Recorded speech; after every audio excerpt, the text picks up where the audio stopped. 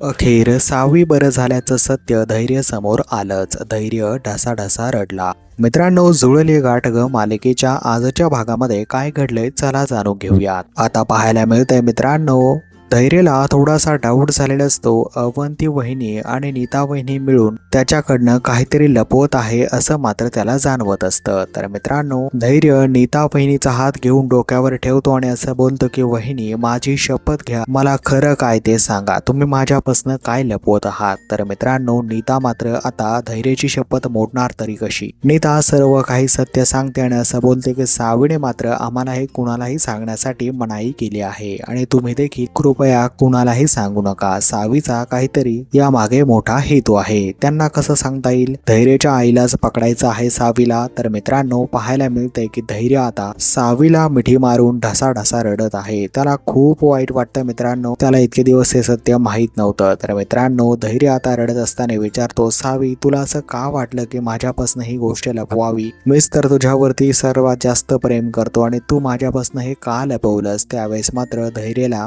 उत्तर देण्यासाठी सावीकडे काहीच नसतं, परंतु सावी मनाशीच बोलत असते की धैर्य, मला मात्र दामिनी मॅडमचा चेहरा तुमच्या समोर आणायचा आहे आणि त्यामुळे मात्र मी तुमच्यापासून हे सत्य लपवलं आहे. तर मित्रांनो, येणाऱ्या पुढील भागामध्ये आता आणखी काय ट्विस्ट अँड टर्न येतील मालिकेमध्ये पाहणं इंटरेस्टिंग असणार आहे. जुळली गाठ ग मालिका पाहण्यासाठी तुम्ही आपल्या चॅनलला नक्कीच सबस्क्राईब करा मित्रांनो.